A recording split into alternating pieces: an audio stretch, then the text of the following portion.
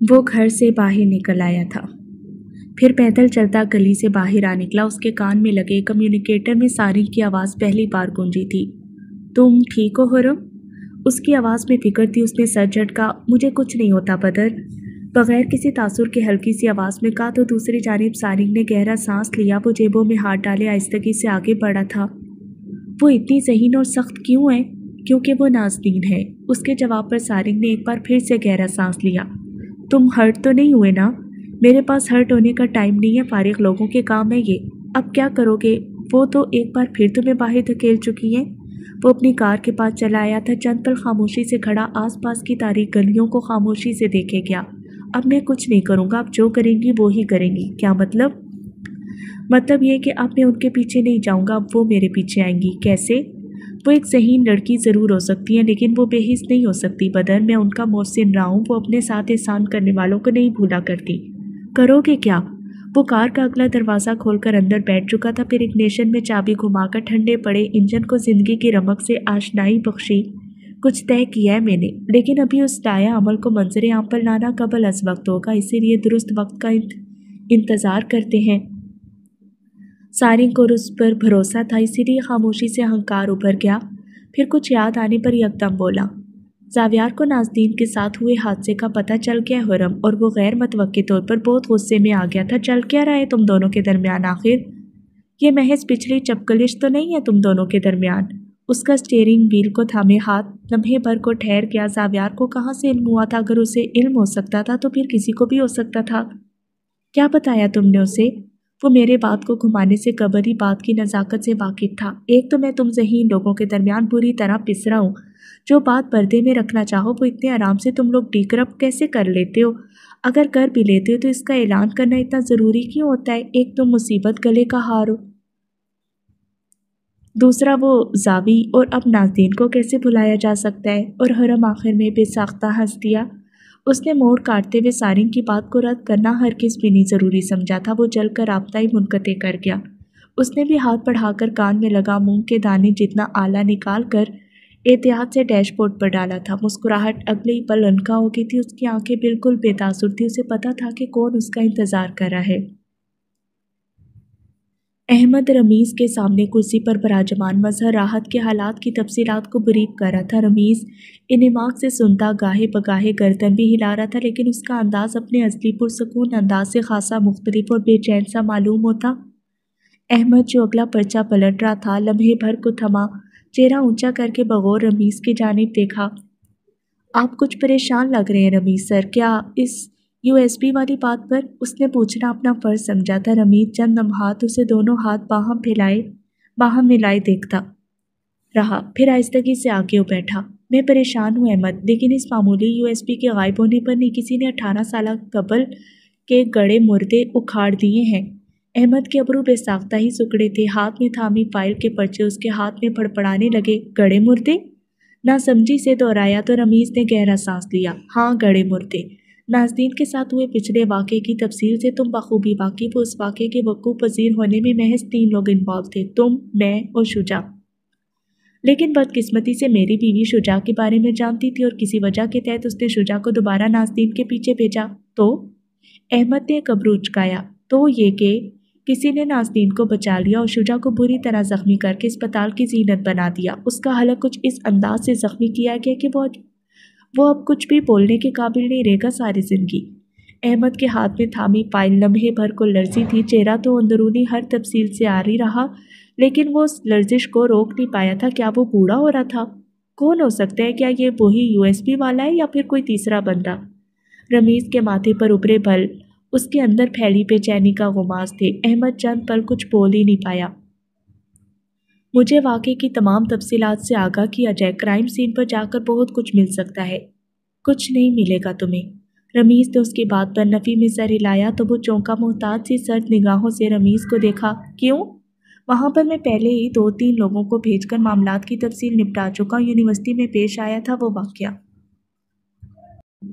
ऐसी public place को बग़ैर सफाई के नहीं छोड़ा जा सकता था, लेकिन अजीब बात यह थी कि कोई पहले ही उस जगह से हर निशान मिटा चुका था। अहमद आंखें सुकेड़े कुछ सोचता रहा, फिर गहरा सांस लेता सीधा हो बैठा। शुजा कहाँ है इस वक्त? हॉस्पिटल में। बात करने की कोशिश की गई है उससे, लेकिन कोई फायदा नहीं। हम उन वाक़यात को नज़रअंदाज नहीं कर सकते sir. Media, project filing, company, share holders और हमारे वर्कर्स, सबकी निगाहें इस वक्त हम पर लगी हैं कि हम इस वक्त में कौन सा कदम उठाते हैं अपनी कंपनी की बेहतरी के लिए। लेकिन फ़िलहाल हम किसी भी कदम को उठाने की ताकत नहीं रखते। मजहर सर की मौत की वजह से हमें जितना नुकसान पहुंचा है वो किसी भी भरपाई से ज़्यादा है। चंद पल के लिए ऑफिस में सन्नाटा छा गया था। रमीज़ और अहमद दोनों अपनी सोचों में गुम लगते थे। फिर रमीज़ कुछ सोचता हुआ सीधा हो बैठा।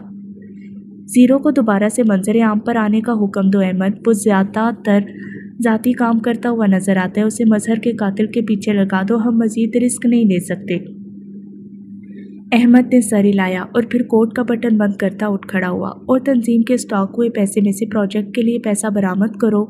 ये प्रोजेक्ट भी जल्द अज जल्द काम की जानिब बढ़ता हुआ दिखाई देना चाहिए। हमें किसी तरह तवज्जो मजहर की मौत से हटाकर इस प्रोजेक्ट के इफ्तिताह की जानिब मबजूल करवानी है। जा सकते हो तुम अब। अहमद ने एक बार फिर से इस बात में सर हिलाया था और फिर बाहर की जानिब बढ़ाया। खाली मुट्ठी सख्ती से बंद हो चुकी थी और असली से सर चेहरे पर फिक्र सी बिखरी महसूस होने लगी। उसने गहरा सांस दिया और खामोशी से आगे बढ़ाया। बहुत से मामलात को उसने नए सिरे से देखना था। अगली सुबह बेहद उजली सी तुलू हुई थी। सर आफ्ताब अपने ऑफिस में उसी पहर दाखिल हुए। जो ही दरवाज़ा बंद करके पलटे तो सामने झूलती कुर्सी दूसरी जानिब घूमी हुई थी। उनकी आंखें अगले ही पल सुकड़ी थी। हाथ में थामे पेपर्स को शीशे की चमचमाती टेबल पर रखकर वो सीधे हुए ही थे कि कुर्सी अपने आप ही घूमी। वहाँ वो बैठा था।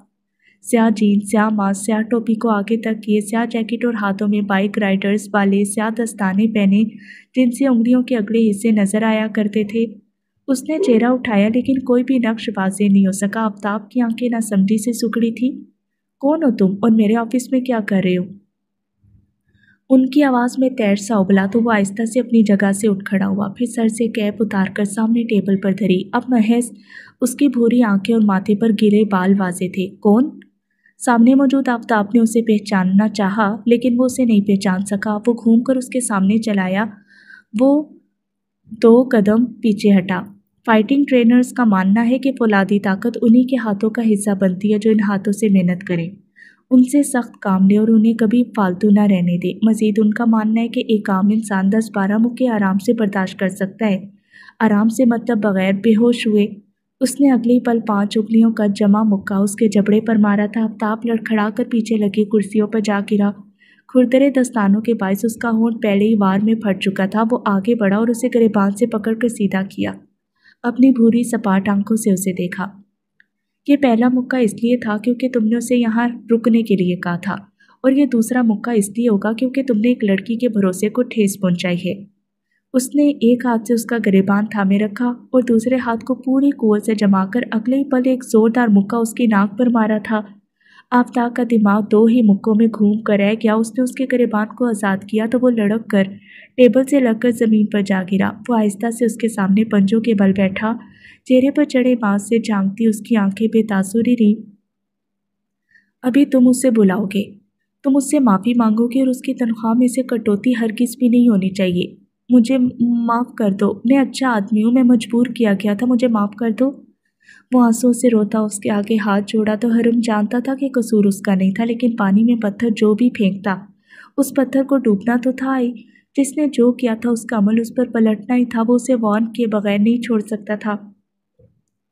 तुम उस पर हर दम नरम रहोगे, उसे यहाँ कोई तकलीफ नहीं होनी चाहिए। बार बार जाकर उसकी क्लास में चेक करोगे। कोई भी मशकूक अमल देखने में आए तो तुम उस पर एक्शन लोगे, क्योंकि मैं तुम्हें देख रहा हूँ। तुम्हारे इस फटे होंठ के किनारों को चीरकर मैं उससे टांके लगा सकता हूँ, वो भी तुम्हें बेहोश किए बगैर। इसीलिए वो सीधा हुआ। फिर आफ्ताब के गिरेबान की अनदेखी सी गर्द साफ की। वो खौफजदा आंखें फैलाए उसे तक रहा था। कोई कोताही नहीं। वो उठ खड़ा हुआ, हाथ बढ़ाकर अपनी कैप उठाकर उससे सर पर जमाया। एक निगाह नीचे गिरे आफ्ताब पर डाली और फिर ऑफिस का दरवाज़ा धकेलता बाहर चलाया। राहदारी के दरमियानी रास्ते में नाज़नीन बहुत सी किताबों को सीने से लगाए खड़ी किसी तालिब इल्म से बात कर रही थी। उसने जेबों में हाथ डाले और फिर सर झुकाए उसके साथ से खामोशी के साथ गुजर गया। नाज़नीन ने बस एक पल को चेहरा फेर कर देखा था। उसे गुमान सा गुजरा था, ऐसे जैसे उसके साथ से हरम गुजरा हो। लेकिन फिर वो सर झटकती लाइब्रेरी की जानिब बढ़ आई। हरम सर झुकाए अब तक चल रहा था। उसे खुशबू लगाने से इसीलिए सख्त नफरत थी क्योंकि खुशबुएं इंसानों का पता दिया करती हैं। अगर वो एक मखसूस परफ्यूम के साथ अपना आप नथी कर देता तो नाज़नीन उसकी खुशबू से उसे फ़ौरन पहचान जाती। लेकिन वो हसास एजेंसी का गनमैन वाक़ हुआ था। उससे ऐसा लापरवाह कदम मुतवक्के नहीं था। वजदान आज एक दिन की छुट्टी के बाद कॉलेज चला आया। वो डरा डरा सा मालूम होता था। जावियार ने उसे बचाने के लिए उन लड़कों पर हाथ उठाया था और वो बिलाशुबा जवाबी वार की ताक में उसका इंतज़ार कर रहे होंगे। अगले ही पल उसने धड़कते दिल के साथ खुश्क हलक को तर्क किया और फिर आगे चलाया। उसकी टांगें कपकपाहट का शिकार थी और अंगत जर्द पड़ी थी। क्लास में मामूल की कहमा कहमी थी। बहुत से तुलबा कुर्सियों की हत्तों पर बैठे तालियां मारकर हंसने में मसरूफ थे। कुछ अपना सर किताबों में दिए पड़े थे और कुछ हाथों पर चेहरे गिराए ख्वाबे खरगोश के मज़े ले रहे थे। वो आगे बढ़ाया। साफ सुथरे से यूनिफॉर्म को जेबितन किए घने स्याह बालों को पीछे जमाए वो वजीह लगता था। बैग लाकर कुर्सी पर धरते वो बैठ गया। मोहतात निगाहों से एक बार इतराब का जायजा लिया। दिल की धड़कन अब भी मामूल से ज़रा तेज थी और हाथ पैर ठंडे पड़े थे। क्लास का वक्त हुआ तो सर राफे बहुत से असाइनमेंट्स हाथ में थामे अंदर चले आए। उसी पहर वो लड़के भी क्लास में दाखिल हुए तो उसने घबरा कर रुख फेर लिया। राफे मजीद की मौजूदगी के बायस लड़कों ने उस तक आने से खुद को बामुश्किल रोक रखा था। जो ही सर की क्लास ख़त्म हुई तो वो उसकी हड्डी पस्ती बराबर करने का इरादा रखते थे। उसे वॉशरूम में फैली गलाजत याद करके खौफ सा आया था। पिछला टॉर्चर याद करके ही उसकी हालत गैर होने लगी थी। अभी सर ने बोर्ड पर हाथ बढ़ाकर लिखना शुरू किया ही था कि सर शफाक ने क्लास का दरवाज़ा खटखटाया। सबकी गर्दनें यकबारगी उठी थी। उसने भी सर उठाकर दरवाजे की जानिब देखा। राफे अब आगे बढ़कर सर शफाक से पर्ची ले रहे थे। फिर उन्होंने सर उठाकर उसकी जानिब देखा। उसका हलक खुश्क हो चुका था। वजदान अंसारी, शुएब अली, मंसूर क्यानी, वसी हुसैन और रामिश हुसैन, आप सबको प्रिंसिपल अपने ऑफिस में तलब कर रहे हैं। सारी क्लास उसके और उन पुलिस के झगड़ों को जानती थी, इसीलिए यकदमी कमरा जमात में मनमनाहट सी उभरी। वो बमुश्किल अपनी जगह से उठ खड़ा हुआ था। पीछे विराजमान चारों लड़के भी नासमझी से उठे। वो आगे पीछे सराफे की मुहित में ऑफिस की जानिब बढ़े थे। वजदान का दिल पूरी तरह धड़क रहा था और पेशानी पर उभरा पसीना उस ठंड में किसी भी तरह नॉर्मल नहीं था। वो सब एक साथ दरवाज़ा धकेले अंदर चले आए। अंदर का मंजर उसकी तवक्को के बरक्स था। सरबराही कुर्सी पर प्रिंसिपल अब्दुर्रहमान बराजमान थे। उनके मुकाबिल कुर्सी पर बैठे इंसान का चेहरा वाज़े नहीं था, लेकिन ये आवाज़ इतनी जानी पहचानी कैसे थी? फिर यकलख्ती कुर्सी पर बराजमान शख्स ने चेहरा फेर कर उसे देखा तो उसका ऊपर का सांस ऊपर और नीचे का नीचे रह गया। वहाँ जावियार बराजमान था, पूरी तमकनत के साथ, चेहरे पर ऐनक जमाए, स्याह मखसूस लिबास से भी तन किए, बुकला का मखसूस लिबास। ऑफिस के अंदर लगे सोफे पर उन पुलिस के घराने भी बैठे हुए थे और अपने घर वालों को देखकर उनमें से एक एक का रंग वजदान ने अपनी आंखों के सामने खुश्क होते देखा। चलिए जावियार साहब, वहाँ बैठकर बात करते हैं। प्रिंसिपल साहब का बस नहीं चल रहा था कि वो जावियार के सामने बिछ ही जाते। वो उसी बेनियाजी से उठा और फिर एक नज़र उठाकर वजदान की जानिब देकर हल्का सा मुस्कुराया। बाल जो हर दम लापरवाही से माथे पर बिखरे रहते थे उस समय नफासत के साथ जेल से पीछे किए गए थे। नाक पर धरी ऐनक और उनके पार झांकती वो पूरे एतमाद से मुस्कुराती आंखें। वो वाकई जावियार ही था। ऐसे सिर्फ वही मुस्कुराता था, ऐसे सिर्फ वही मुस्कुरा सकता था। जैसे हाथ लगाकर तो दिखाओ। अगले ही पल वो आगे बढ़कर उन घरानों के मुकाबिल लगे सोफे पर जा बैठा। उसके हाथ में एक फाइल भी मौजूद थी और वो टांग पर टांग जमाए गोया उन्हें उनका नामा अमाल सुना रहा था। मैं वजदान अंसारी का वकील हूँ जावियार सुल्तान। अगर आप लोग इस बात से वाकिफ़ नहीं तो मैं आपको बताता चलूँ कि आपके बच्चे मेरे क्लाइंट को आए दिन परेशान कर रहे हैं। वो उसे टॉर्चर करते हैं और बुली करने जैसे जुर्म का इर्तिकाब करके अपनी और अपनी इस नामवर कॉलेज की साख को नुकसान पहुँचा रहे हैं। लहजा पर ठहर कर सरबराही सोफे पर बराजमान अब्दुर्रहमान को देखा। उन्होंने जो जवाबन इस बात में सर हिलाकर उसे जारी रखने की हदायत दी। हम आपके बच्चों पर केस करने का कानूनी हक इस्तेमाल करना चाहते हैं। मेरे क्लाइंट को ज़हनी और जिस्मानी इस्तेसाल का निशाना बनाया गया है। आप लोग चाहें तो अपने लीगल एडवाइज़र्स के साथ हमसे बात करने का हक रखते हैं और अगर नहीं तो फिर आप सबसे कोर्ट में मुलाकात होगी। वो अगले ही पल अपना मुद्दा वाज़े कर देने के बाद पीछे हो बैठा था। ऑफिस में बराजमान अपराध के चेहरों पर पहले ना समझी उभरी। जो ही उनके ज़हनों ने अदराक की सरजमीन पर कदम रखा तो यकदम ऑफिस में बेचैनी सी फैल गई। کیا آپ یہ سب بغیر کسی ثبوتوں کے کہہ رہے ہیں؟ ہمارے بچوں کے خلاف آپ کے پاس کیا ثبوت ہے کہ انہوں نے ایسا عمل روا رکھا ہے اپنے کلاس فیلو کے ساتھ؟ وہ آرام سے آگے بڑھا اور پھر ٹیبل پر دھری فائل کھول کر اس کا رخ ان والدین کی جانب پھیرا۔ وہاں ان طلباء کی مختلف جگہوں پر موجود ہونے کی تصاویر تھی۔ وہ ایسی جگہ تھی جہاں کم عمر لڑکوں کو ہرگز بھی موجود نہیں ہونا چاہیے۔ عبدالرحمن سخت نگاہوں سے ان طلباء کی جانب دیکھ رہے تھے۔ ان کے کالج کی عزت داؤ پر لگ رہی تھی۔ محض چند طلباء کی حرکتوں کے باعث وہ ساکھ کو کیسے بگڑنے دے سکتے تھے؟ انہیں کسی بھی طرح زاویار کو یہ کیس فائل کرنے سے روکنا ہی تھا۔ چہرے سفید پڑ چکے تھے اور ابلتے جذبات پر گھڑوں پانی ڈال دیا گیا۔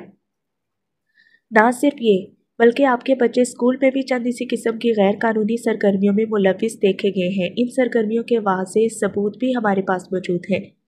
بھاری جرمانے اور کئی ماہ کی سزائیں بھی منتظر رہیں گی ان کے لیے۔ آپ کے بچوں کا مستقبل تاریکی کی نظر ہو جائے گا اور اس کالج کا نام منظر عام پر آنے کے باعث معزز عبدالرحمن صاحب سے قانونی تفتیش بھی یقینی طور پر کی جائے گی، جس کے نتیجے میں ان کی ڈیزگنیشن ان سے لے لی جائے گی اور اس سب کے ذمہ دار صرف اور صرف آپ محترم والدین کی لاپرواہی ہوگی۔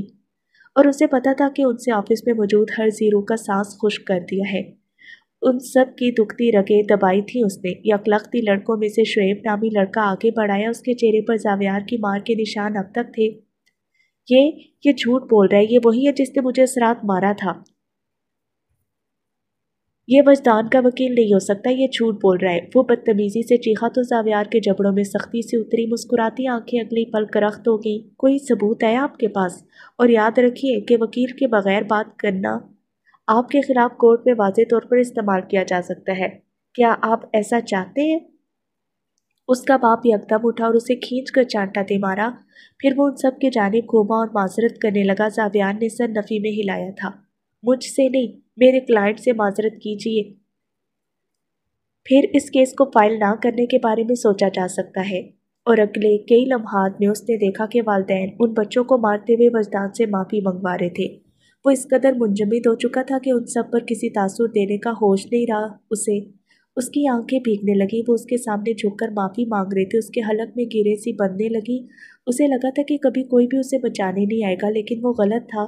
خدا دعاؤں کا جواب دیا کرتا تھا۔ اس نے مانسٹر بن جانے سے پناہ طلب کی تھی۔ اس کی طلب ہی اس کی نجات تھی۔ والدین اور اساتذہ آفس سے باہر کی جانب پڑے تو اس نے بھی عبدالرحمن سے گرم جوشی کے ساتھ مصافحہ کیا اور پھر وجدان کو لیے باہر چلایا۔ راہداری میں چلتے ہوئے وجدان بالکل خاموش تھا اور وہ اپنے موبائل میں مصروف۔ آپ کو یہ سب کرنے کی ضرورت نہیں تھی۔ اس کے حلق میں آنسوں کا گولا سا بن گیا۔ زاویار نے سرسری سی نگاہ اس پر ڈالی اور پھر موبائل جیب میں اڑس کر پوری طرح سے اس کی جانب متوجہ ہوا۔ مجھے یہ کرنے کی ضرورت تھی۔ آپ کیا وکیل ہیں؟ اس کی آنکھوں میں آئی نمی ہتھیلیوں سے رگڑ کر پوچھا تو وہ مسکرایا۔ نہیں یار، انگریزی ادب کا طالب علم ہوں میں۔ وکالت سے تو دور دور تک کوئی واسطہ نہیں، اور یہ سوٹ بھی میں نے اپنے دوست کا چرا کر پہنا ہے۔ سارنگ بیچارے کو پتہ ہی نہیں تھا کہ اس کا انتہائی قیمتی سوٹ محترم زاویار صاحب پہن کر یوں ہی سڑکوں پر پھر رہے ہیں۔ وجدان کے ابرو حیرت سے اوپر کو اٹھے تھے۔ پھر آپ کو ان سب باتوں کے بارے میں کیسے پتا؟ کون سی باتیں؟ اچھا، وہ وکالت کی باتیں، وہ تو عام باتیں تھی، کوئی بھی کر سکتا ہے۔ مجھے تو بس پولیس اور بلیک میلر سے نمٹنے کی زبان آتی ہے بچے۔ آپ کو اس زبان کے استعمال سے ڈر نہیں لگتا کہ آپ کو نتائج خوفزدہ نہیں کرتے؟ اس کی آواز میں الجھن سی ابھری تھی۔ کس کی اتنی مجال کہ زاویار سلطان کو خوفزدہ کر سکے؟ نتائج سے خوفزدہ نہیں ہوا کرتے، ان کا سامنا کیا کرتے ہیں۔ وہ وقت گزرنے کے ساتھ ٹل جاتے ہیں، بس انسان کا عمل باقی رہ جاتا ہے۔ اور پولیس کو دیکھ کر تو مجھے ویسے بھی ہاتھوں میں خارش شروع ہو جاتی ہے۔ پرانا مسئلہ ہے، بکواس برداشت نہیں ہوتی کسی کی بھی۔ لاپرواہی سے کہہ کر اس کی جانب دیکھا۔ اس کی آنکھوں میں ایک بار پھر سے نمی اترنے لگی۔ زاویار اس کی معصومیت پر مسکرایا تھا۔ مجھے لگا تھا کہ میرے پیچھے کبھی کوئی نہیں آئے گا۔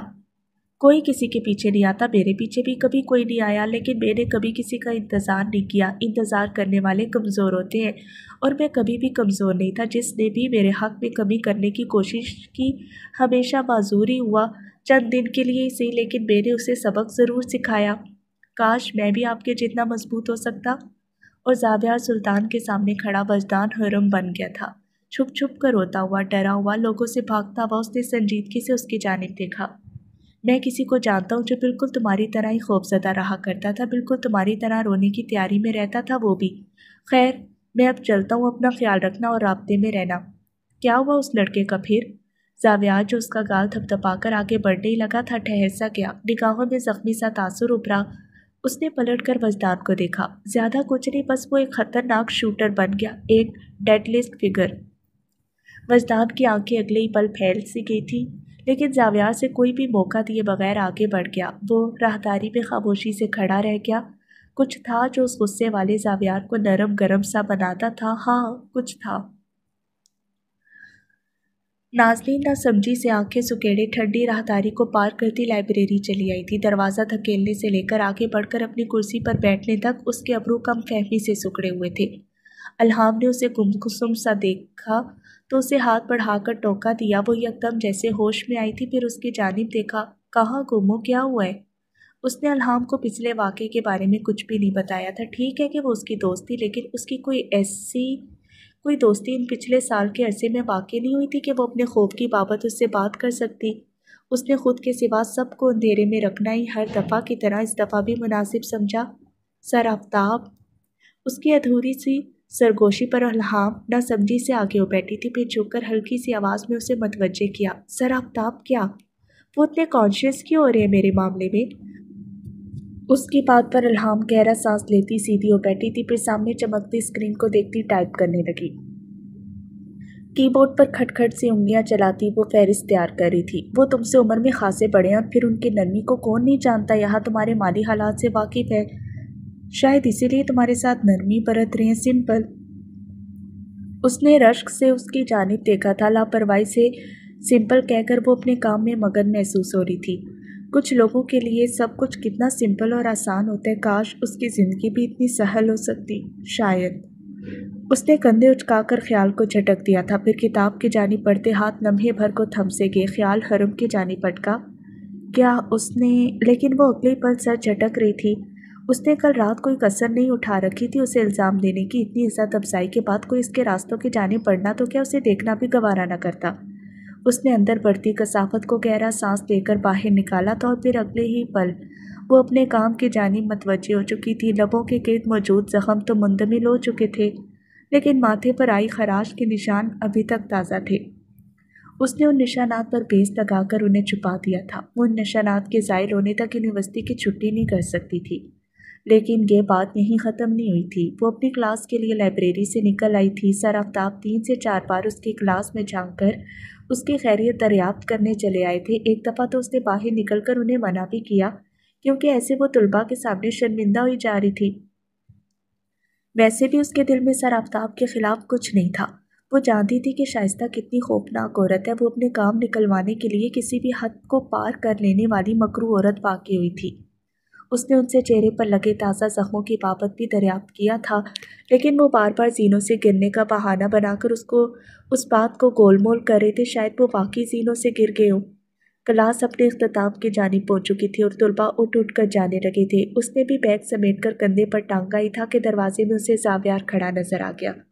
وہ اسے دیکھ کر ہلکا سا مسکرایا تھا، پھر قدم اٹھا کر اس تک چلایا۔ آپ نے کہا تھا کہ میرے ہوئے نقصان کے نوٹس مجھے فراہم کریں گی۔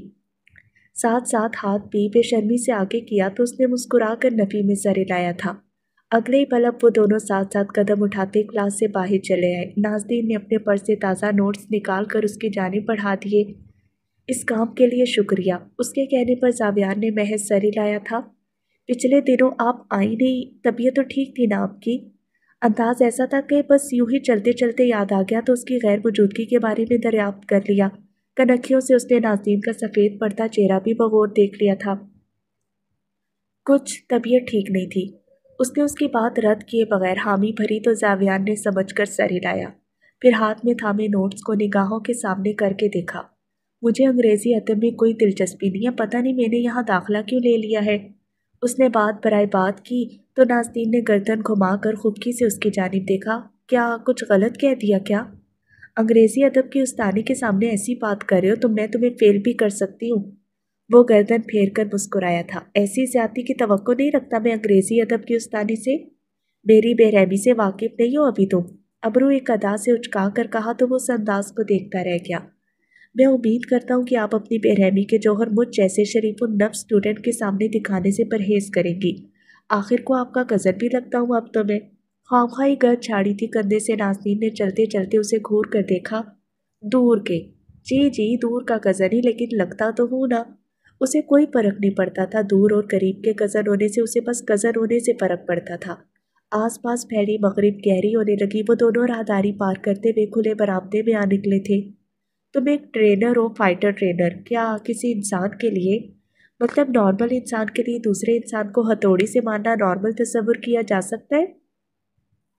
उसने सरसरी सा पूछा तो वो चौंका, लेकिन फिर लापरवाही से कंधे उचकाए। नॉर्मल है अगर वो इंसान गुस्से में है तो।